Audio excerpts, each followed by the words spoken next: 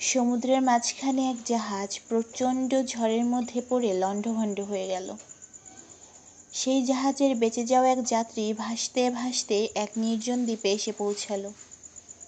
জ্ঞান ফেরার পর প্রথমেই সে আল্লাহর কাছে প্রাণ খুলে ধন্যবাদ জানালো তার জীবনের আরেকটা সুযোগ দেওয়ার জন্য। প্রতিদিন সে দ্বীপের তীরে এসে বসে থাকতো, যদি কোনো জাহাজ এদিকে আসে সেই আশায়, কিন্তু প্রতিদিনই তাকে হতাশ হয়ে ফিরে আসতে হতো। এরই মধ্যে সে সমুদ্র তীরে তার জন্য ছোট্ট একটা ঘর তৈরি করলো। একদিন সে খাবারের সন্ধানে বনের মধ্যে গেল। বন থেকে সে যখন ফিরে এলো, দেখলো যে রান্নাঘর থেকে আগুন লেগে পুরো ঘরটি ছাই হয়ে গেছে এবং কালো ধোঁয়ায় সারা আকাশ ভরে গেছে।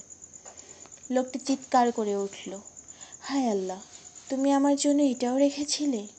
পরদিন সকালে এক জাহাজের আওয়াজে তার ঘুম ভাঙল। জাহাজটি সেই দ্বীপের দিকে তাকে উদ্ধার করার জন্যই আসছিল।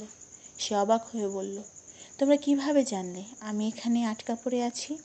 জাহাজের ক্যাপ্টেন জানালো, আপনার জ্বালানো ধোঁয়ার সংকেত দেখে। গল্পটি আমাদের এই শিক্ষা দেয়, জীবনে কখনো হতাশ হতে নেই। আল্লাহ যা করেন ভালোর জন্যই করেন। ধন্যবাদ।